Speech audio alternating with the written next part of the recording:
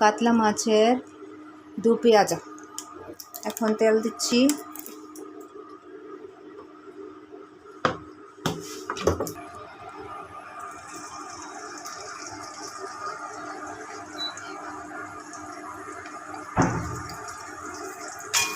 দিচ্ছি, একটু নাড়াচাড়া করবো, একটু লাল হবে।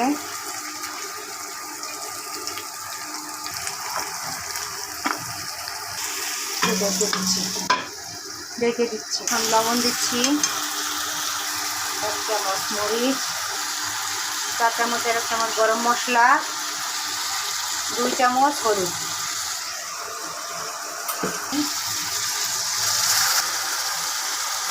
1-1.5 চামচ আদা রসুন। নাড়াচাড়া করবো। একটু বড় মাছ হলে একটু আদা রসুন, একটু গরম মশলা দিয়ে ভুনা